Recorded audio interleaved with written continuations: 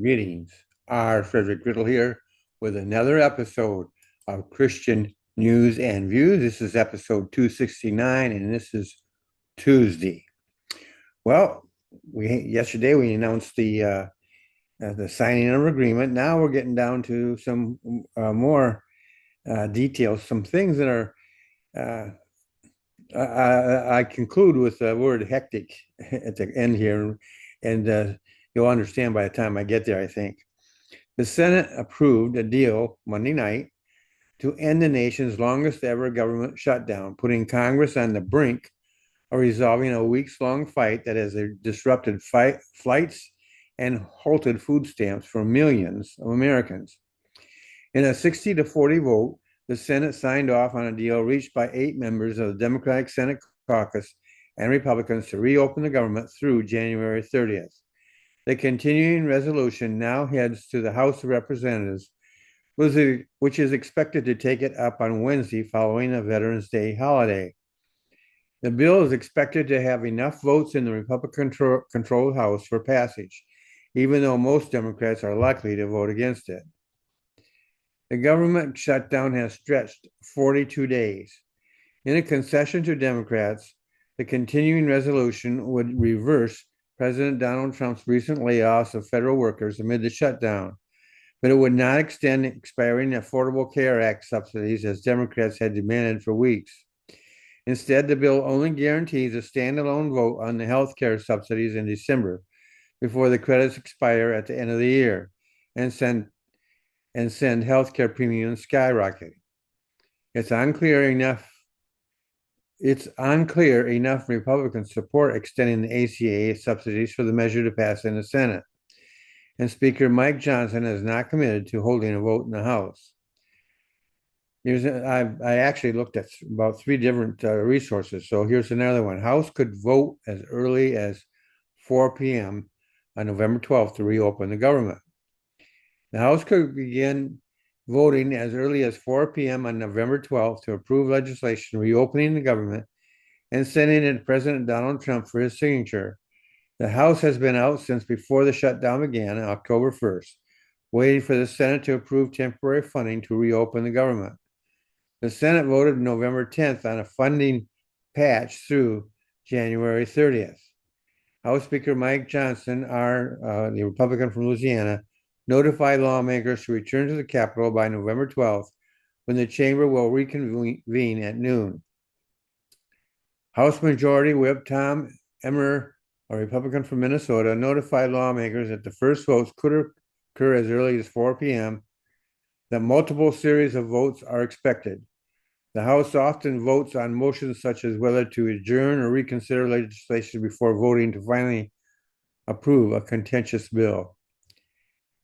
And here's another one. Trump says he supports Senate deal to reopen government.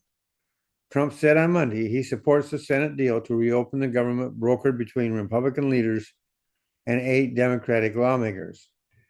Based on everything I'm hearing, they haven't changed anything, Trump told reporters Monday in the Oval Office. And we have support from enough Democrats, and we're going to be reopening our country. It's too bad it was closed, but we'll be reopening our country very quickly. The agreement, which would require Trump's signature to become law, would reverse Trump's recent firings of federal workers during the shutdown, but the president suggested he's fine with that. So here's my opinion. The initial agreement, the one that they finally signed last night, the initial agreement is now moving through Congress. And there is some concern about how quickly the government and the economy can get going. And my only comment at this time is because this thing has got a lot of moving parts to it, and it has to be done really quickly. So I think it's going to get a little hectic. Don't know how it's going to result. It could be like a flight crash or something of that nature, where the whole thing just burns up and falls, or it could be a rousing success. I'm praying for the latter.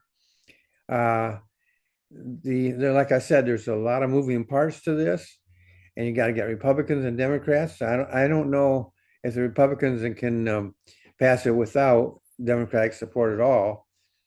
Sounds like they can. I didn't do the numbers, so but I think that they do have the numbers to accomplish that, as long as they don't have much in the way of defections. The Senate, of course, has already approved it, and President Trump has indicated he's going to sign it once it gets to his desk. So that's all good news. Then it comes down to everything falling in place and getting it. We're approaching the Christmas season, folks. Some people are already starting out with decorations and other things. Come to November 27th, come in when Thanksgiving Day comes. Long has been considered really the beginning of Christmas season. So we'll see how that works. Hopefully it does, because right now they're facing a lot of cancellations on air flights and things like that. They need to get that straightened out. So there need to be words of assurances. There needs to be a lot of activity. They can't drag their feet on this. And hopefully they will do their very, very best and their very, very best diligence as well. Well, that's it for today. I hope I've tried to inform you, encourage you, and inspire you. Hopefully I've done at least one of those things. If you enjoyed this episode, hey, why not leave it in a comment? Or if you disagree with what I say, or you have a comment on the whole thing, feel free. Just keep it clean, keep it kind. Okay. You have a great day, and I'll see you in the next episode.